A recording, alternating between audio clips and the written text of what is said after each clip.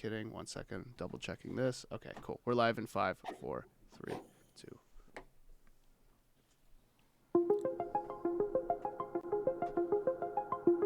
What is real? How do you define real? You can't jump into cash. Cash is trash. What do? You get out.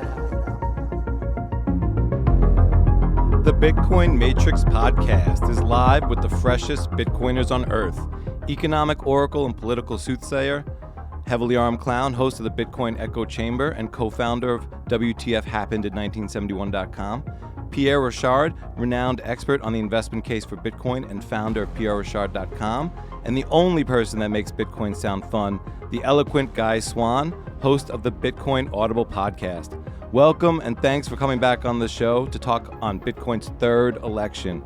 I am so excited to get away from the normie news and chat Bitcoin. So considering that on Bitcoin's first election night in 2012, Bitcoin was $10. In 2016, Bitcoin on its second election night was $700. And tonight, on Bitcoin's third election, it's hovering around $13,900 and making a push. So, Guy, I'm going to kick it to you to start. How important a night and really the next couple of months is this for Bitcoin? So I'm pretty certain Peter Schiff predicts that it's going to be zero in like a week or two. But it's not doing so bad. That election record is pretty solid. But I see the only interesting thing that has come out of the election so far is that Cynthia Loomis won Wyoming, and that's exciting. We have a hardcore. I'm not sure if you've seen her video of her like kind of like ranting about Bitcoin and like being a hodler. But she kills it. I'm really excited. We have like a legit Bitcoiner on the Senate. That's big. But yeah, that's actually big news. I mean, Bitcoin doesn't need politicians. Like, I don't think right. Bitcoin works, and it is apolitical. Like, its beauty is that it's the honey badger. It doesn't give a shit. But it doesn't hurt that we get a couple. And that's exciting. I think everything else about the election is kind of indifferent, though. I just couldn't care less. It is interesting. It is fun, though. Mm-hmm. And good day for Bitcoin. Good day. Really good green candle, and we're painting a red wick right now, going right back up. I think the next couple of weeks is going to be really happy for Bitcoin. Yeah. I'm wondering, heavily armed clown, how pivotal a year is this 2020? Is it up there with 1913, 1933, 1971, 2001, and 2008 with the great financial crisis and the white paper getting dropped? Or is this just another year for Bitcoin? Well, every year that Bitcoin continues to exist is a pivotal year, especially because this was a halving year, right? I mean, we're quantitative hardening, like we're doing the thing. Yeah, I'm wondering how much does this election affect United States monetary policy, and maybe more specifically, like how does it affect the Fed? Like is Federal Reserve Fed Chairman Jerome Powell like affected by this at all? Well, in terms of minutia, I'm sure it probably affects things in little ways. I think a lot of Americans get distracted by who the president is and forget how much bigger the American legislative body is and the judicial body. And America is not just the president, but the rest of the world sort of looks to our president as the figurehead, as they probably should. But it's Congress that sets spending, right? And the Fed that determines the monetary policy. And I guess the president does appoint the Fed chair. But other than that, I mean, I would imagine it's going to have very, very little impact on monetary policy. I can't see. I mean, what's the difference between the two candidates? Like one wants to spend $4 trillion and one wants to spend $5 trillion, and right. One might tax you a little more, which is strange. In a world with a dovish Fed, it doesn't make a whole lot of sense. Like, why not just print that money? I don't know. Do you think in like this particular year that Bitcoin's monetary policy or the United States economic monetary policy is driving the surge in Bitcoin? That's an interesting question. I think it almost has to be both. Like you can't really have one without the other, because if the United States like if we were still on a gold standard, right? Or if all of our money was still gold, then would Bitcoin be as much of it if the social contract of money hadn't been broken so long ago and broken so thoroughly? Would Bitcoin be as much of an exponential technology today? Perhaps, but perhaps not. I don't know. We don't really have the answer to that question. Right. I'm also wondering, like, where are we going with maybe China? And almost regardless of who, or, I don't know if there's a difference in our stance as these two administrations towards China. I don't know if, maybe Pierre, do you have thoughts on that? Yeah, I think that my perception is, I don't know if this is fact, is that Trump is much more hostile towards China, and Biden is much friendlier towards China. And by China, what I think we really mean is the Chinese Communist Party. And really, what we mean by the Chinese Communist Party is the Chinese yuan. So China uses its currency as a way of buying influence abroad. And it's done that, whether it's in Africa or even in other countries with 5G and with infrastructure and all of this. All of this gets financed with Chinese yuan. And the only reason that they're able to really do that is because the United States lets them do that. Now, I think that that power is also constrained. So the U.S. can't just outright stop China. What can stop China, what can stop the Chinese yuan, is Bitcoin. And it's the same. I always tweet about the USD versus Bitcoin because that's kind of, first of all, it's my worldview because I live in the United States. But second of all, the USD is still the reserve currency of the world. But my criticisms of USD and my expectations of USD versus Bitcoin are exactly the same, really, as that of Chinese yuan versus Bitcoin. And so I do think that Bitcoin is going to replace the Chinese yuan, and that will prevent ultimately the Chinese Communist Party from having so much influence that it currently has if it can't print its own currency. So ultimately, I don't think that Trump or Biden are going to stop the Chinese yuan. I think Bitcoin is. What about something I got a like... question for you. Yeah. I actually got a question, Pierre. So do you think, like, obviously the dollar has the farthest to fall and it is the global reserve currency, but kind of like with this unraveling of the fiat mess is we're watching these small currencies basically collapse in like a series of dominoes.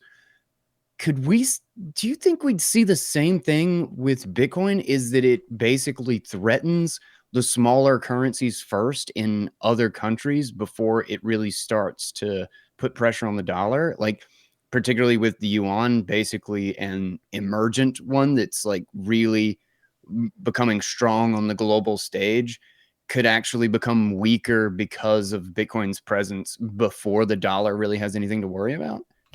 So I'd say that all else equal, all of the currencies are getting market share taken from them by Bitcoin at an equal rate.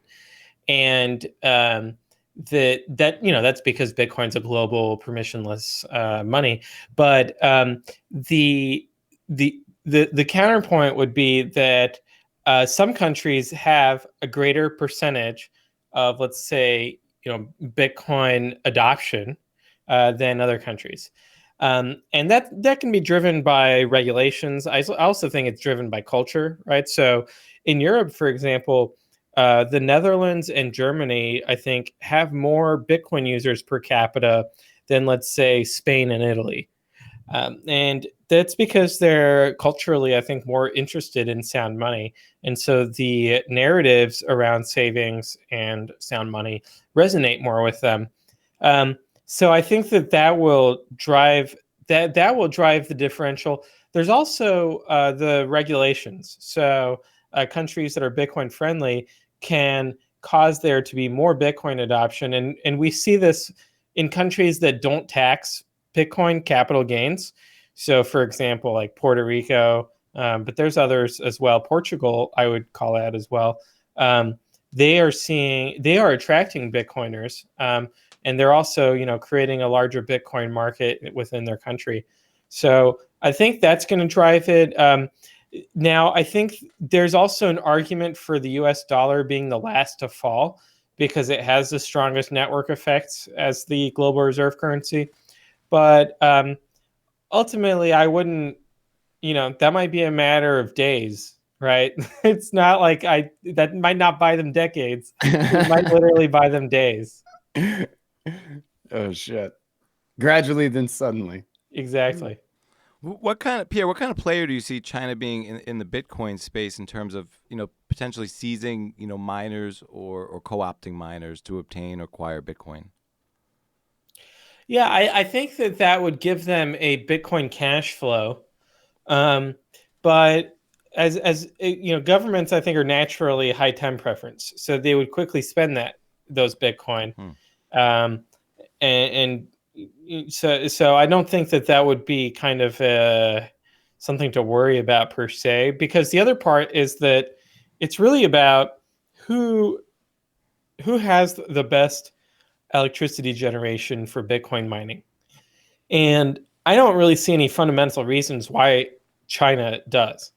What I think China did have is electricity subsidization that helped Bitcoin mining, and then also subsidizing its manufacturing sector that helped with, the equipment of Bitcoin mining rigs being manufactured there. But I don't think that they have a long-term advantage in Bitcoin mining, and I think that it's kind of a historical anomaly that they have this large percentage of the Bitcoin hash rate, and over the coming decades, we'll see that hash rate distribute globally, according to where energy or electricity has the lowest cost.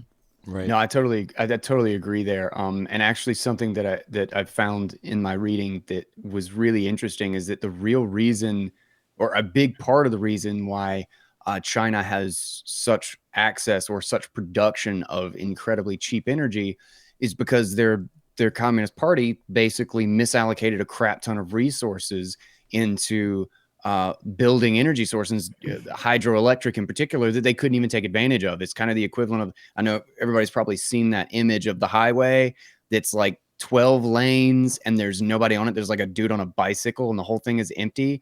Like, they basically did the equivalent of that for a bunch of different energy infrastructure, and miners basically like, holy crap, here's this essentially free or incredibly low cost energy that we can take advantage of because they built it where nobody needed it. And, so they come run in and actually take it. But I agree. It's a short-term shift. This is kind of a transitional thing, as Nick Carter says in his analogy, which I just love the analogy, was that if you had a topographical map of the world where all the peaks, like all the mountains, were where the cost of energy was high, and all the valleys and troughs were where the cost of energy was low. Bitcoin is as if you pour like a big cup of water over the whole planet, and it just fills in everywhere where the energy cost is low. I think this is just kind of a temporary, like, transitional thing. I think it's worth pointing out too that a lot of China's subsidy is debt based. They have tons of debt relative to the rest of the world, and that works really well in this inflationary environment that we're in the global economy. But if the scales start to tip at all whatsoever towards Bitcoin, which I think all of us believe that it will, debt quickly becomes impossible to manage, especially expanding debt, because deflation in a debt scenario is very difficult for governments that are used to spending more than they have. And like you said, in terms of the Communist Party and their ability or their mismanagement of their energy infrastructure, you see the same thing in the West. You see the same thing in just about every country in the world. And the reason is because democracy, or really any form of government at the federal level, doesn't scale well enough. These individuals that run these organizations, that run federal governments, that run, communist parties or whatever, they don't have enough information to make these economic decisions at scale, unless they're smart enough individuals in those positions of power to delegate authority, and they just so happen to choose people who have the knowledge to make those decisions. You know, if Donald Trump patriates Steve Barbour and Saifedean onto his economic and energy policy council, and they get a Bitcoin accumulation program going, that might shift the winds for the United States. But I don't see that happening. I see more mismanagement of resources in the future. Yeah, I mean, also turning to like sort of this management of resources and how this is playing out between nations. How does Bretton Woods, a potential Bretton Woods 2.0 play into this? And is Bitcoin a piece of that puzzle? And who are the players at that table that would roll that out? And are their interests aligned? This might be an unpopular opinion, but I think it's too late for that. I think that the social contract of money has been long broken. I mean, and you look at if you ask somebody what the number one problem in the West is right now, a lot of people would tell you a lot of different things. They'd tell you wealth disparity. They'd tell you inflation. They'd tell you racism. They'd tell you all kinds of different things. But I think that the number one problem in the West right now is the destruction of trust, the erosion of trust in public institutions. You know, you're seeing it all across the board. You're seeing it in the media. You're seeing it with politicians. You're seeing it with central banking.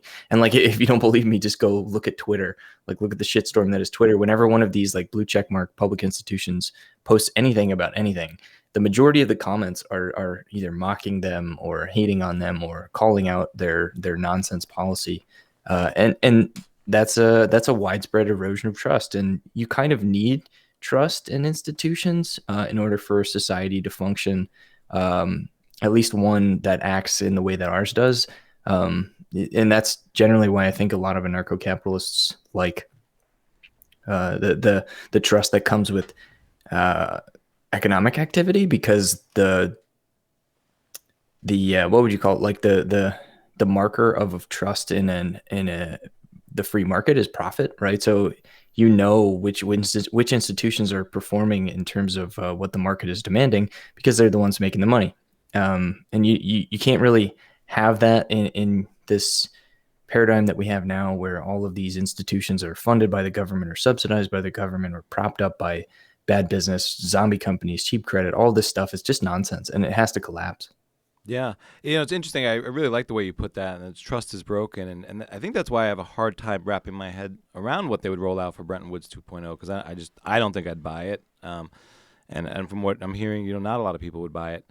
I'm kind of curious, though, how does Bitcoin bring trust back to the people and away from institutions? Well, that's kind of its whole job, right? That's what makes Bitcoin different, is that you don't have to trust it, you verify.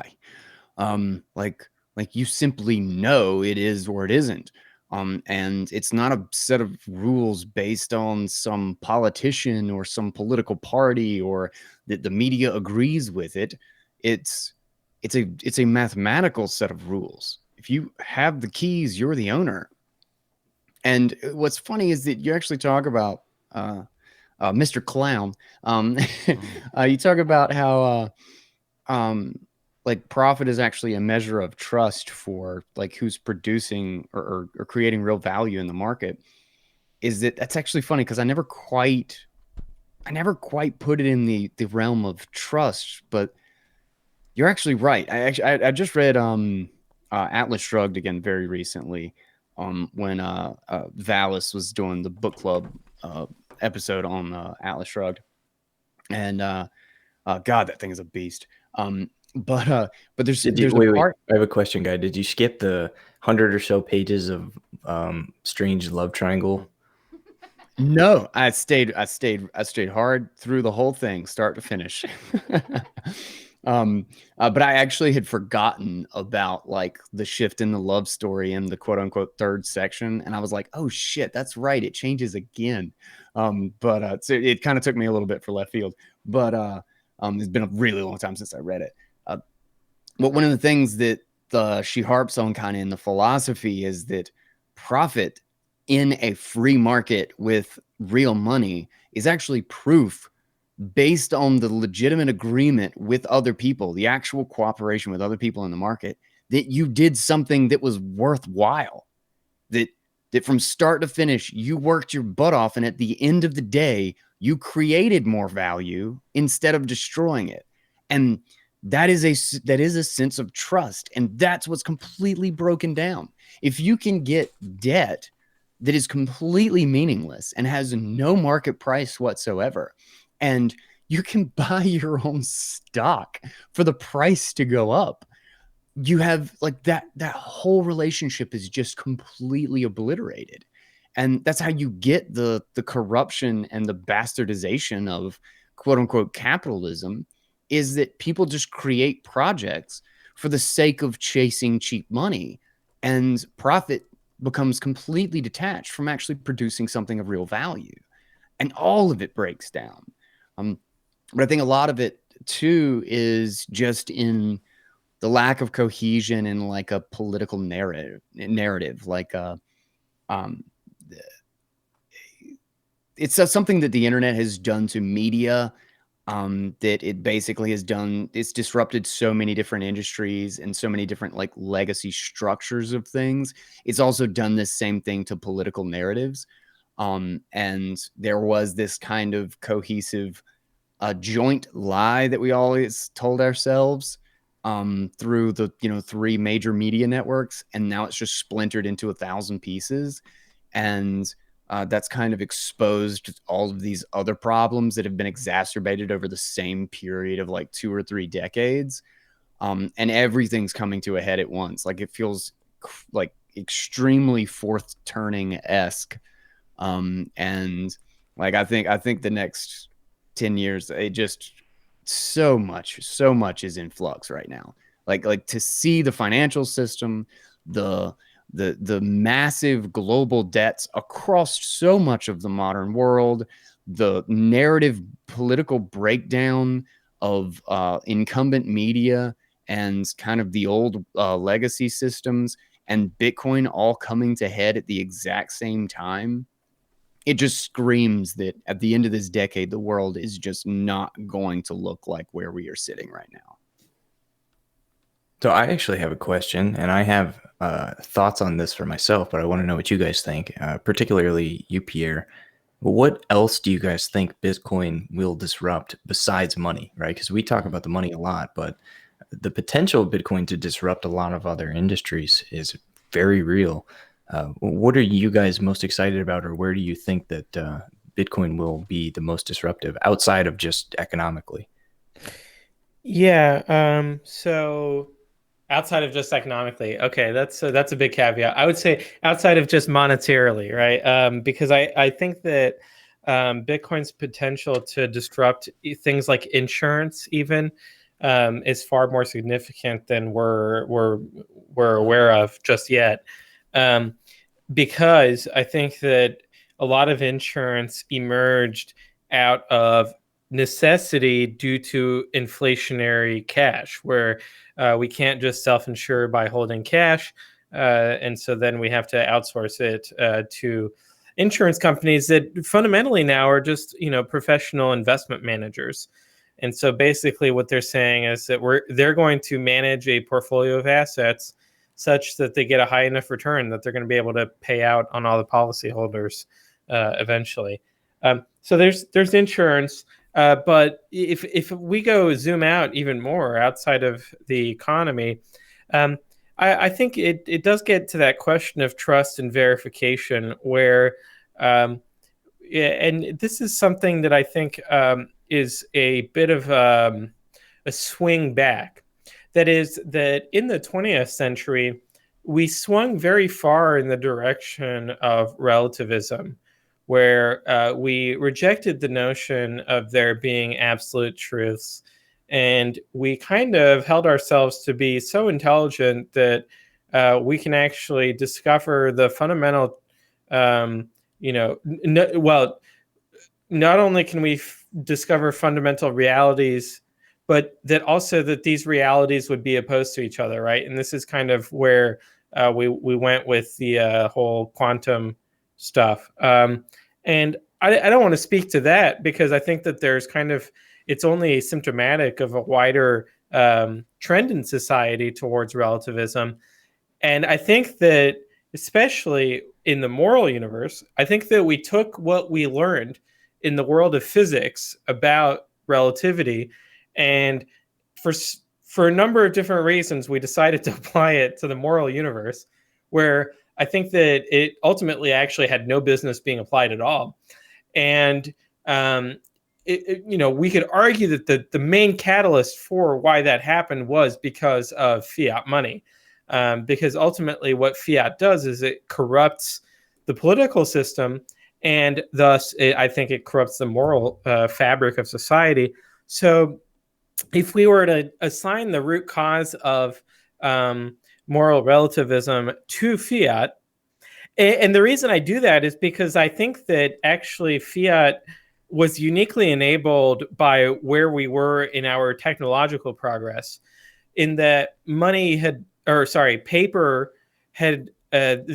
technology had advanced to such a state that we were able to make $100 bills that cost more than $100 to counterfeit at scale, and simultaneously not have the technology that enables Bitcoin, right? Or not have discovered the Bitcoin technology, let's say. Because I think that in hindsight, we'll talk about Bitcoin technology the same way we talk about paper technology, as kind of just generic category. And so we were kind of in a unique place in the world where we were between gold and Bitcoin, and we were with paper. And this created such a tremendous concentration of power that it did actually corrupt the politics and the moral fabric of society itself. That's my hypothesis, and I think that gets pretty close to kind of Safedin's hypothesis. And the reason that it tears apart the moral fabric itself is because the moment that you have a monetary system that has, first of all, that concentration of power, but also the second of all, the desire of that power to manipulate people's time preference. And that is really something that's kind of uniquely tied into democracy, where we want everyone to have the highest time preference possible. Politicians want everyone to have the highest time preference possible, right? In order to get reelected every 4 years. So it creates a time horizon for humanity of 4 years, when that's a very short amount of time. That's kind of ridiculous. I would argue that humans should generally think about either like days, months, let's say, a year, or 30 years, right? And really have kind of ultimately their long-term expectations should be multi-decade. In the world of accounting, if we kind of just take that as a kind of a glimpse into human psychology, anything longer than 1 year is considered long-term, which I find to be really absurd. And so I think that, and so Bitcoin's going to fix the time preference issue, but I actually think the pendulum is going to swing even further than it was under gold.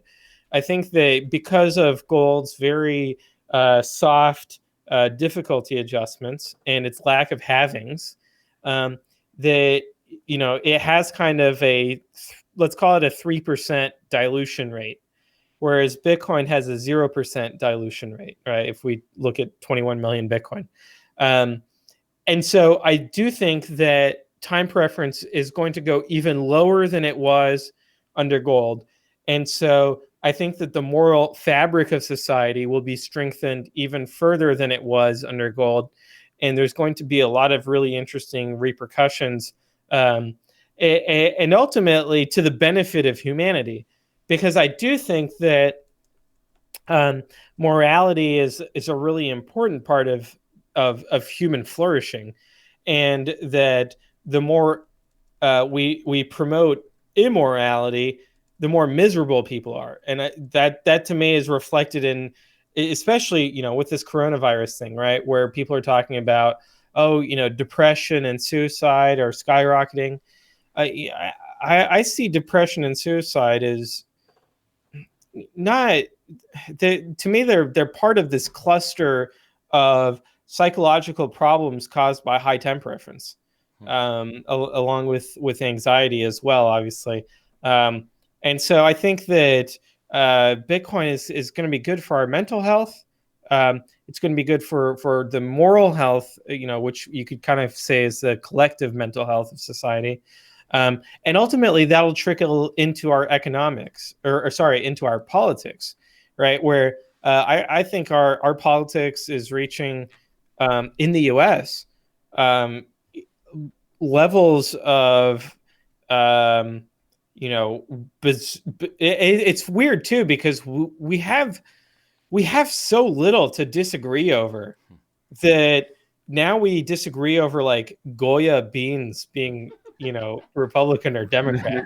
Like we've run out of things to disagree over, right? We've taken care of really, the biggest moral question in the United States was slavery and the racial issue. And I think that, after having a black president, there was kind of this void of what is our moral duty now, and what do we need to change to improve ourselves?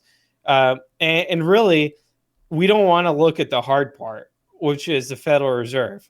So everyone's ignoring that, and instead we focus on things like George Floyd counterfeiting money, right? Instead of looking at Jeremy Powell counterfeiting money. That $20 bill was really what tipped it over the edge. Yeah. That was the nail in the coffin. It was, and that would not have happened with BTC Pay Server. They wouldn't have had that issue. That happened on my BTC Pay server. Mine's solid.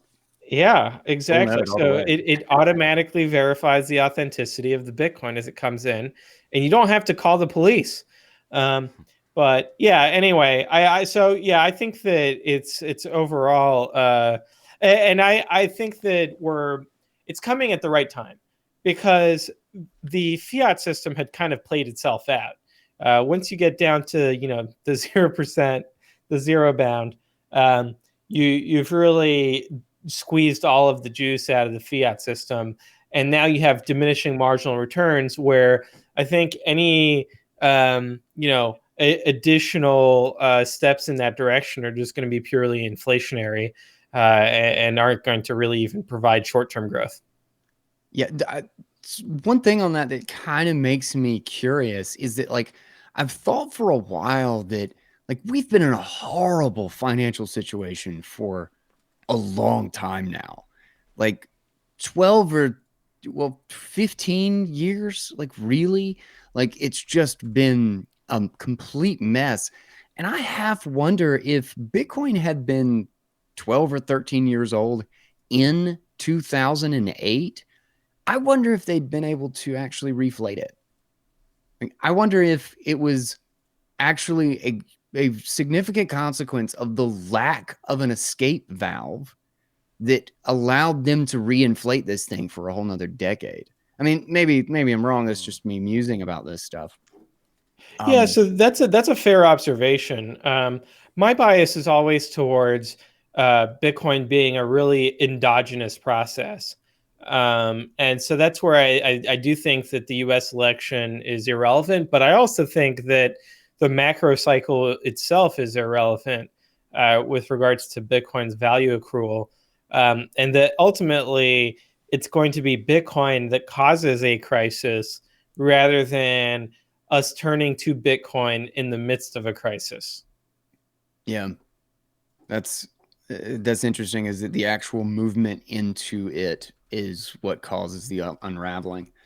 On a point you were talking about with the moral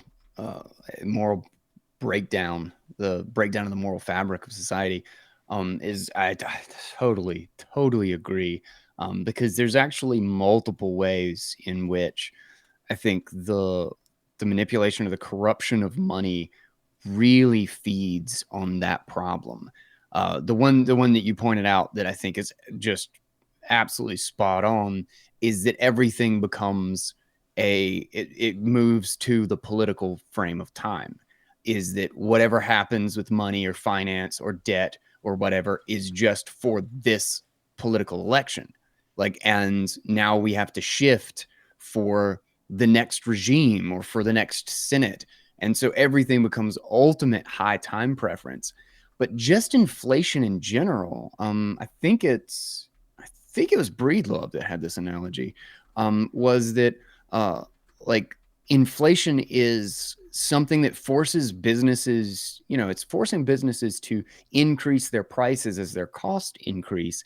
And they want to do the opposite, right? They're trying to compete to not increase their prices faster than their competition, which actually puts them at odds with their consumers. Their consumers become an enemy, an adversary, rather than somebody who is a good business relationship. Because what they now need to do, he used the example of wine, was that they're now encouraged to water down their wine and not tell their customer that they've done so that they can keep their prices the same as their customers expect them to be, which makes what should be a trusted, healthy, long-term relationship into one that's adversarial, while at the same time, just in a general sense of financial irresponsibility, going into debt, buying loans that you can't afford, it destroys the feedback mechanism. Inflation and being able to manipulate the interest rates rewards the people that go into too much debt, that are consuming resources instead of actually producing them. And in the flip side, disconnects the fact that personal sacrifice and frugalism actually gets personal gain. It punishes those people to pay for the irresponsible ones. So across the board, it's like, why was I ever frugal? Why did I take this personal sacrifice? Why, when my neighbor took out nothing but government loans to send their kids to college, and then also took out a loan to buy the house and buy 2 new fancy cars, and I worked my ass off on 2 jobs, paid their way through college, and now somehow they are in a better financial situation than I am? Like, why did I ever do the right thing? Why didn't I just do what they did? It destroys freaking everything. It's so poisonous on so many different levels. And it's a feedback loop. The worse it gets, the worse it gets. Like, the more it accelerates to people being like, oh, my grandparents were the frugal ones. They were the ones like, well, who did what? You 90 years old? Just get a credit card. Well, that's this might be where we see the shift, right? Because it's interesting. If you're the frugal one now, well, then you're in the position like our boy Michael Saylor, and you're in the position to, you have positive cash flow, and then you're sitting on all this cash, and you've saved and not over leveraged your business capital. Well, now suddenly you can take a $500 million position in Bitcoin. And you're rewarded by orders of magnitude. It's like all the pent up failed incentive is now being flooded. It's like 10x, 100x what was missing in the last like 5 decades. It's well, like the pendulum's it's got to swing back, right? I mean, and it swung so far. Oh, it's like Pierre said. I'm guessing when Pierre, when you said that in a lot of cases, in terms of long term and accounting, is accounted for after a year. My guess is that would largely be because of the tax structure, because of capital gains. After 1 year, it's considered long-term capital gain.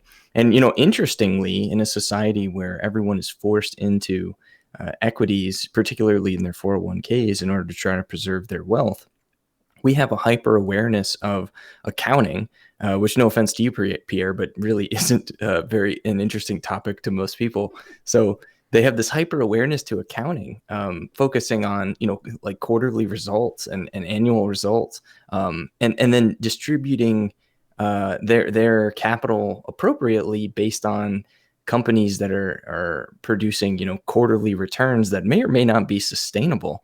But this hyper awareness is sort of like a promotion of this high time preference activity of investing to preserve wealth from the fiat money, which is erasing all of the productivity of the workers.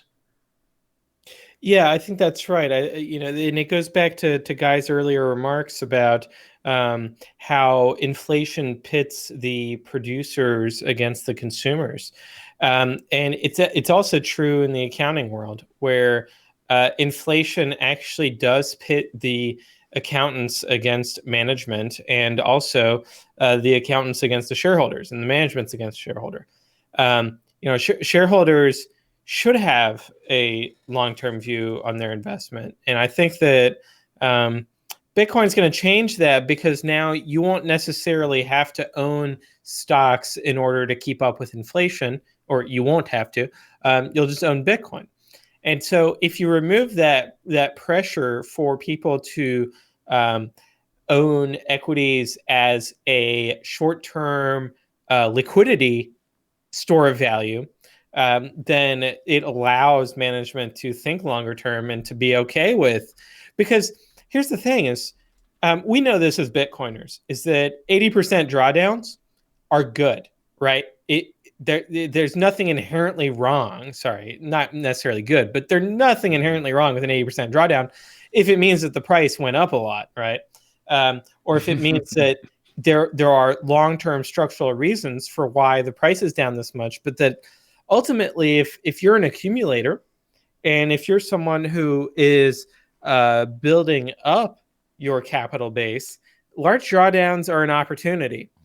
And I think that because people use the stock market as short-term liquidity, that large drawdowns are now, scary, right? Because, hey, you needed that money like in 6 months.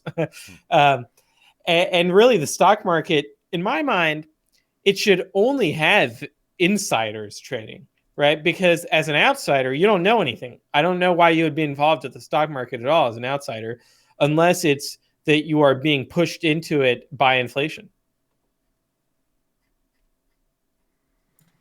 Yeah, which interestingly, you're prevented from doing. Well, the majority of people are prevented from doing because of accredited investor laws. It's perverse. Yeah. It's so backwards 100 different ways. Your question though, I wanted to I wanted to answer that question you asked to Pierre a little bit ago about what else will Bitcoin disrupt. He said insurance is definitely on my docket for like waiting to really see something amazing come out programmatically. And maybe that's a tap script kind of future. But the idea of like being able to like get into a pool that has explicit controls and exits to a group of people paying into it. I think there will be quote unquote decentralized or very loose versions of insurance that will completely make the current model look ridiculous. But one thing that I think is really discounted or not focused on sharply enough is legal and judicial, particularly civil courts, like business contracting and dispute resolution. Is that I cannot see, like, when you can have a business arrangement that you attach the money to with a couple of extra keys that are explicitly prior to entering an arrangement where you have sent somebody money over, and then it holds for like a 6-month period or whatever as the arrangement between you and your other business and this other business unfold, that there is literally an arbiter that holds a key to whether or not that goes back or, those business requirements are met. I think civil courts are going to get obliterated, and they are something that is like just so horrifically inefficient that they are so primed for disruption. Our judicial system is a freaking nightmare. It's awful every way you could possibly think about how it's messy, it's corrupt, it's so fucking slow, and it's expensive in every possible way that it can be expensive. To be able to resolve, business needs to operate. To be able to resolve something in a couple of days versus a year and a half is a godlike power when you're talking about a competitive market where you can just be done with something, settle it, and keep rolling and like move forward. And shrink your legal team, like I think that's going to be a huge thing. I think dispute resolution, writing complex contracts, and having explicit arrangements with some subset of arbiters. I think there will be a whole new market for arbitration that is not at all the judicial system that we think of it as today. And legal and judicial structures are going to change massively in the next decade. Well, I think that kind of falls into the insurance thing too, because it's very similar. Yeah. Really, as long as you can find liquidity on the other end, as long as you have an arbiter, I mean, you could technically, now that we can theoretically exist in this cyberspace that doesn't have that's not held down by the legislation, if you will, on this permissionless money system. And we're already kind of seeing the baby steps of this with the betting markets that are popping up with Bitcoin, right? Something that probably wouldn't have been possible, or certainly not nearly as frictionless in the legacy financial system. These are essentially rudimentary insurance markets, right? I mean, like if you don't want Joe Biden to win the election because you expect that he's going to raise your taxes and that's going to hit your net worth by 6% or whatever in the following 4 years, well, then you can hedge against that with an insurance contract that pays you out should he win, and win back 6% or 7% or whatever the premium is that the arbiter is willing to give you on that contract. And these things are going to be possible with discrete log contracts probably relatively soon. I was about to say DLCs are basically, I think it's an infrastructure problem, not a coding problem at this point. Because you don't really need a whole lot to make those things work. You just need the businesses, the market, and the liquidity, which is just building out. Like DLCs are here, you know? You also, I would caveat that with, you also do need the Bitcoin adoption, because okay, yeah, true. Good point. Right. Good point. But I do agree with you with your points that it's going to be huge, and that it really is a matter of creating the infrastructure at this point. I don't think that there's cryptographic primitives that need to be discovered. Yeah. It's basically like as soon as businesses are closing deals in Bitcoin, which there might come a time where as soon as there's any sort of advantage for a business that does, like let's say MicroStrategy starts doing that, and then they can come up with some sort of arrangement that saves them money or speeds up some process that they are working in. I think the competitive advantage will roll relatively quickly, but it might just be Bitcoin treasuries. So who knows?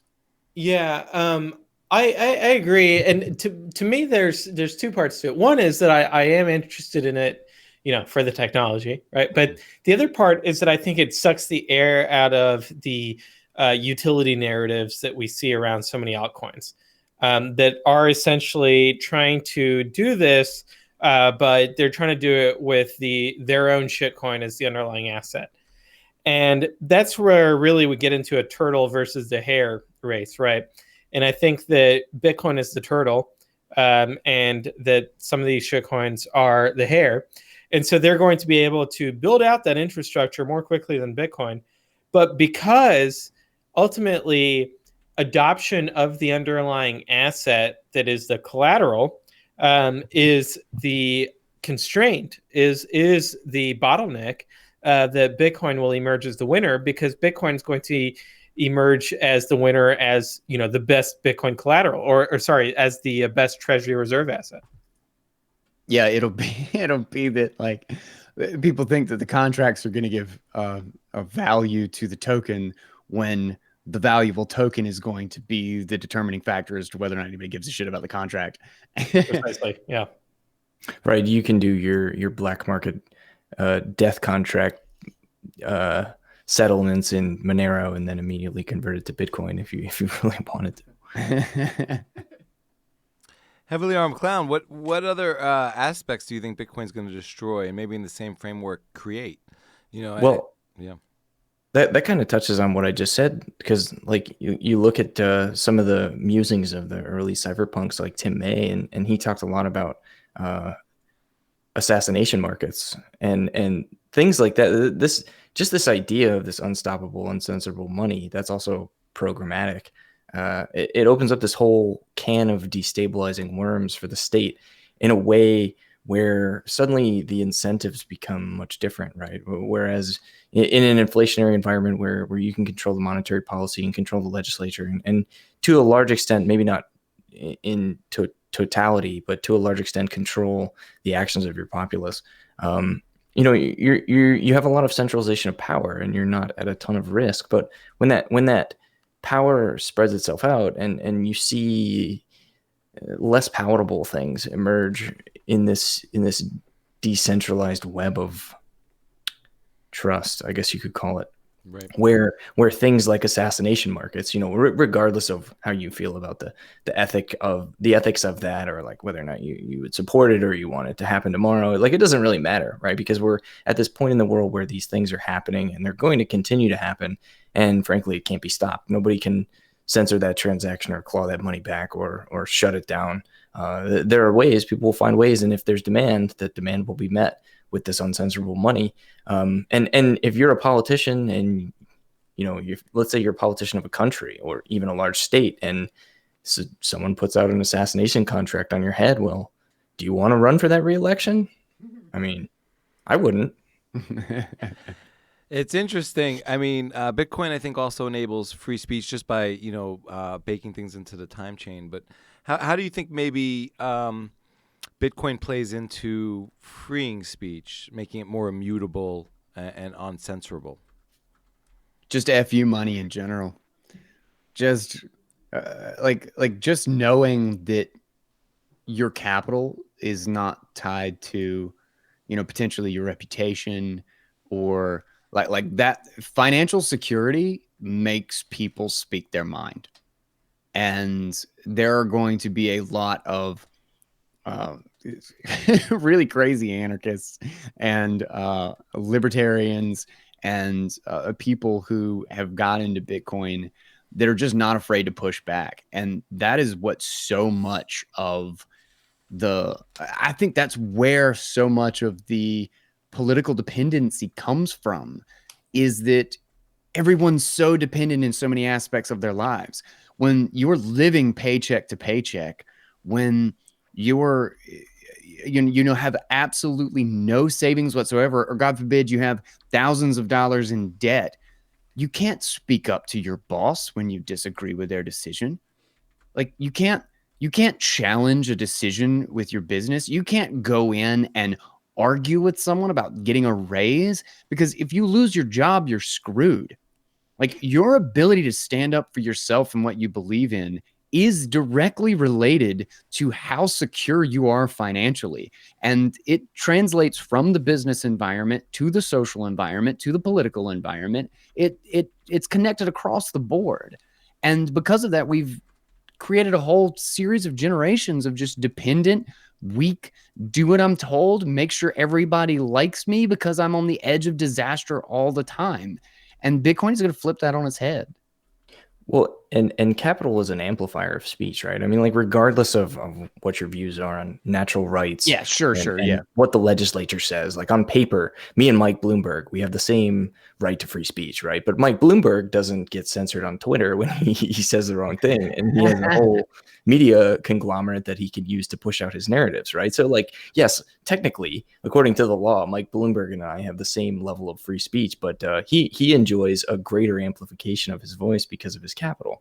And capital is an amplification of just about everything, just about every one of your rights. The more capital you have, and maybe that's unjust, right? But what are you going to do about it? You can't change the nature of markets. You can't change the nature of capital allocation.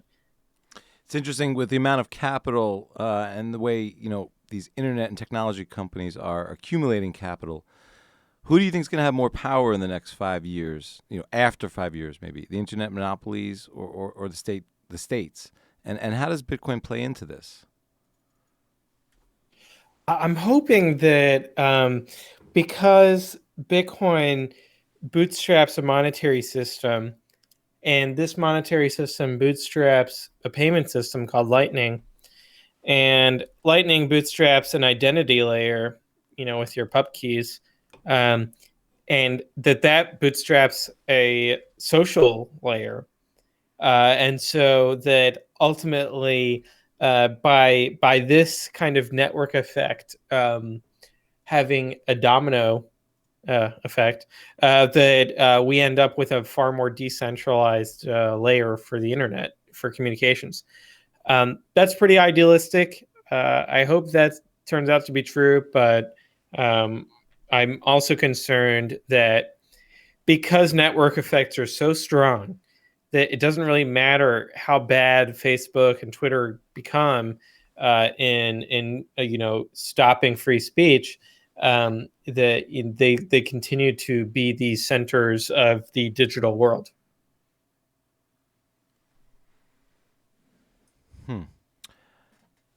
I'm kind of curious now. Let's turn to tomorrow and the next few months. There might be turmoil and uncertainty. How does that play out for the markets and Bitcoin? Is it as agnostic? Is it bullish times? Is it uncertain for Bitcoin as well? Is there, I'm not looking for projections, but just kind of sentiment. Well, riders can smash up the windows of the New York Stock Exchange and Wall Street, but riders can't smash up the windows of Bitcoin. Damn. Those Bitcoin windows they're hard. They're tough shit. Yeah. Good luck. Yeah, I think the more chaos is around the fiat monetary system, the better Bitcoin looks. So I think that an extended period of uncertainty about who will be the U.S. president does actually highlight Bitcoin's stability and its political neutrality. But I just think that Bitcoin kind of just runs on its own metronome. So I don't think that it would have a material effect.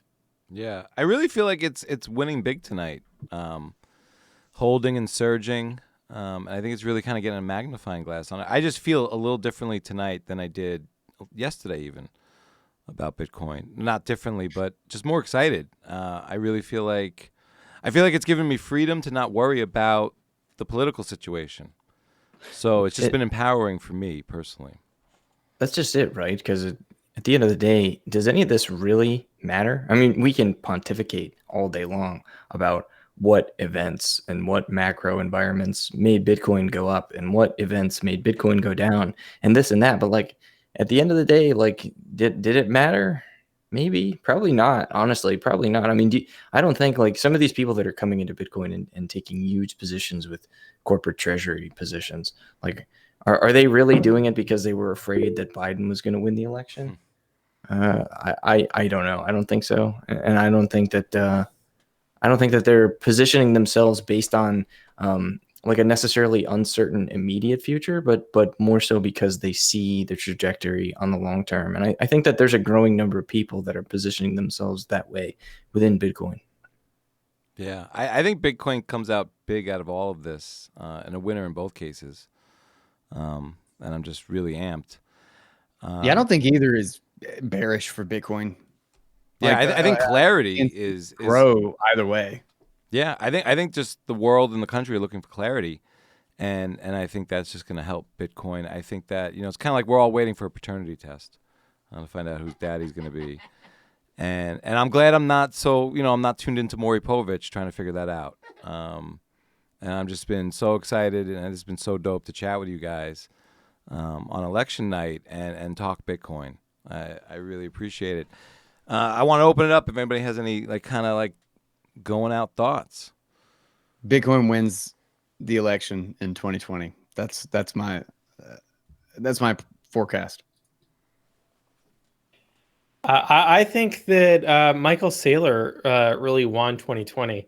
I've never seen someone go from 0 to 6 months to understanding Bitcoin better than almost anyone else. Seriously. Do you guys think that's because he's coming at it through this lens of 2020 and he's got $500 million in cash, a problem that most people don't have or most entities That guy have. took a freaking rocket ship down the rabbit hole. Right? Yeah. I think it's his raw intellect. I really do. And that he simultaneously understands monetary economics, finance, accounting, and technology. Right. What do you think was going on with MicroStrategy, though? Do you think it was a little bit of a Hail Mary pass, for the company? No, I don't think so. I think that they're like a long-term cash flow positive business. They've been grinding their way up to the amount of assets that they have on their balance sheet over decades. Like they didn't just get rich like in the last 5 years. Like his company's been around for a long time. It knows its purpose, it knows its direction, and he has a voting majority. Yeah, well, that was huge. That was key. I think that's why he was the first mover, because he had so much control.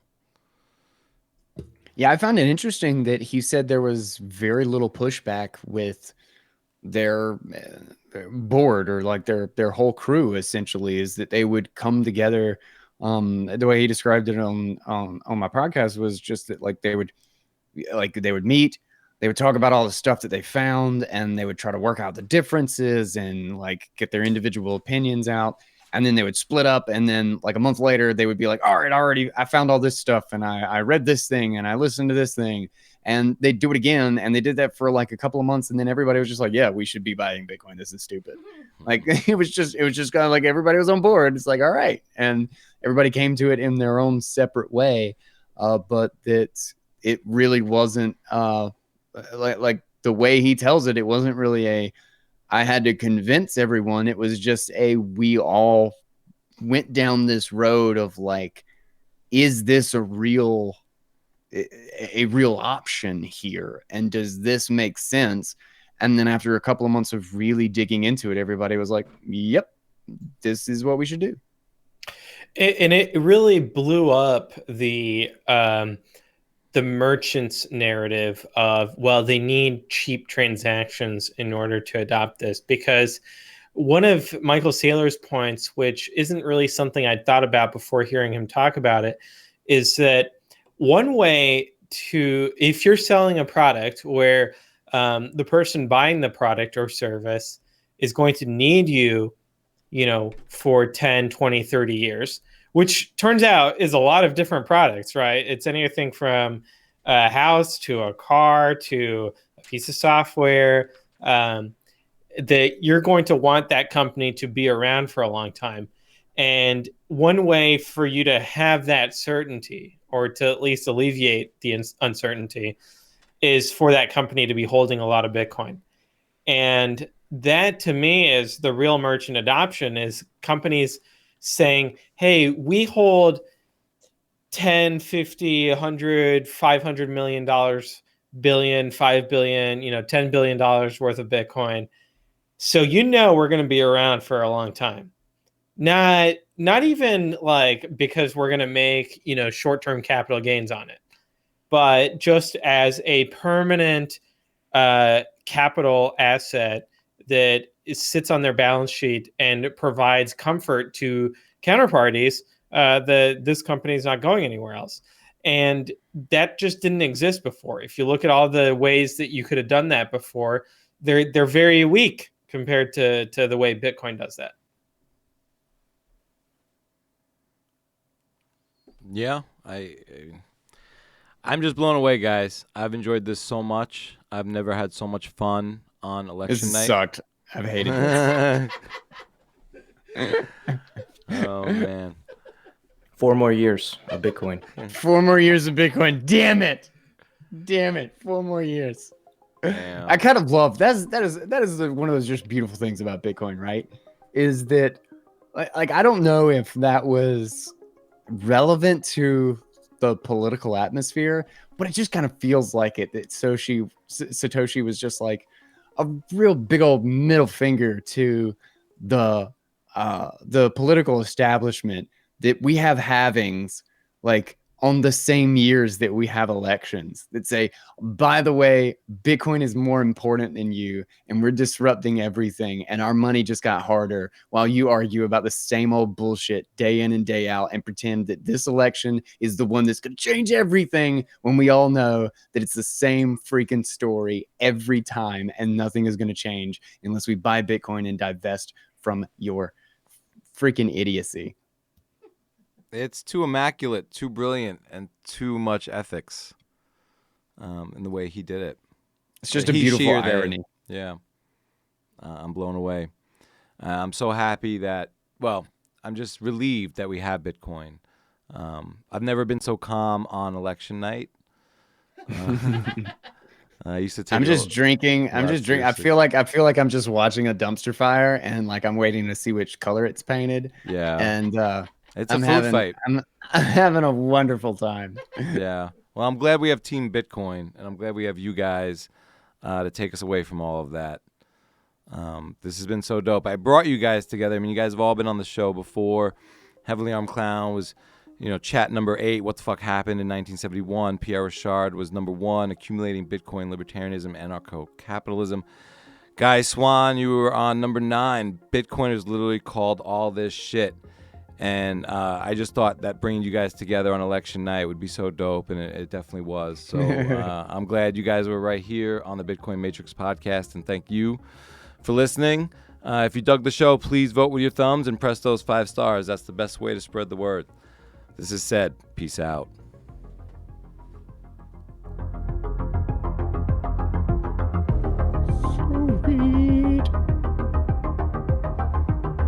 Good times. This is so going.